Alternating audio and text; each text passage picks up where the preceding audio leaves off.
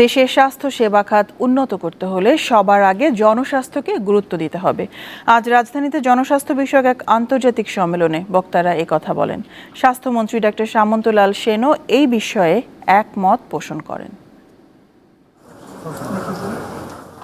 দেশে cancer, diabetes, উচ্চ রক্তচাপের মতো অসংক্রামক রোগ ক্রমেই বাড়ছে। প্রাথমিক স্বাস্থ্যসেবায় যথেষ্ট গুরুত্ব না দেওয়ায় এই অবস্থার সৃষ্টি হচ্ছে।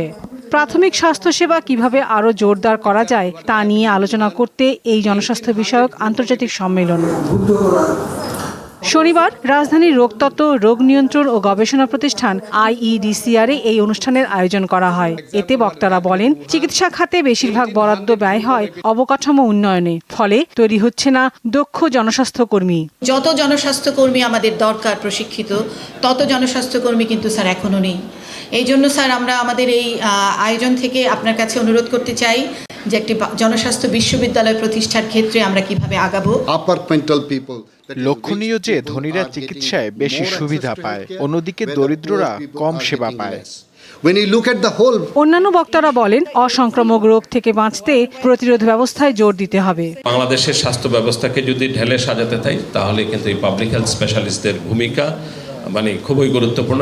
আরবান হেলথ কেয়ার যদি ইমপ্রুভ না করতে পারি, তাহলে আমি ঢাকা মেডিকেল কলেজ হসপিটাল বা সব হাসপাতালে 6,000 থেকে 7,000 পেশেন্ট আমার আসবেই, যদি আমি আরবান প্রাইমারি হেলথ কেয়ারকে ইমপ্রুভ করতে না পারি। দেশের স্বাস্থ্য ব্যবস্থাকে ভালো করতে হলে দ্য মোস্ট ইম্পর্টেন্ট থিং হচ্ছে প্রাইমারি হেলথ কেয়ার। এটার সম্বন্ধে আমার আর বোঝার কিছু বাকি নাই।